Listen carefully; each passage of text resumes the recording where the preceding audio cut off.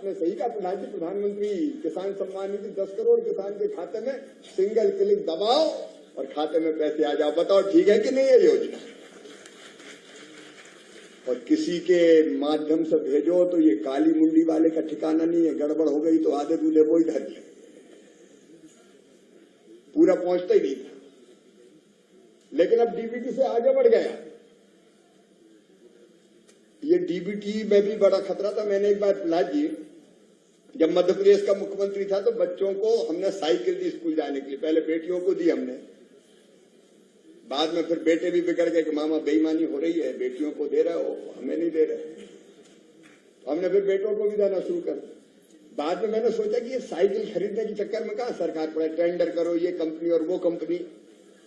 सीधे एक निश्चित राशि हम पैसे निश्चित राशि खाते में डाल देते हैं बच्चे के, वो खुद जाएगा दुकान पे, मम्मी पापा के साथ साइकिल खरीद लेगा।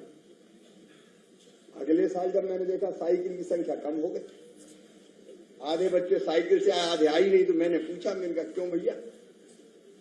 मामा ने तो साइकिल के पैसे डलवाए थे, साइकिल कहाँ है? कह रहे मामा पापा ने कहीं और खर्चा कर दिया।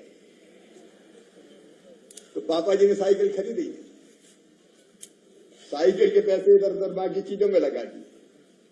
वैसे खतरा यहां भी है कि डीबीटी करके पैसा भी डाल दिया तो राशन ही खरीदा जाएगा या साहब कहीं और दुकान पर नहीं चले जाएंगे, ये खतरा भी रहता है।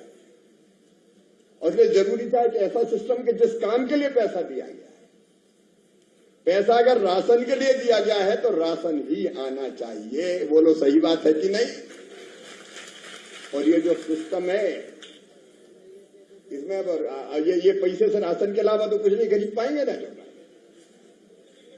राशन के अलावा कुछ नहीं खरीद सकते भैया, ये समझ लेना। ये मत सोचना कि मोबाइल लेके गए, डाउनलोड किया और कुछ भी ले लिया, इससे राशन ही आएगा। मेरी बहनों ठीक है कि नहीं है व्यवस्था?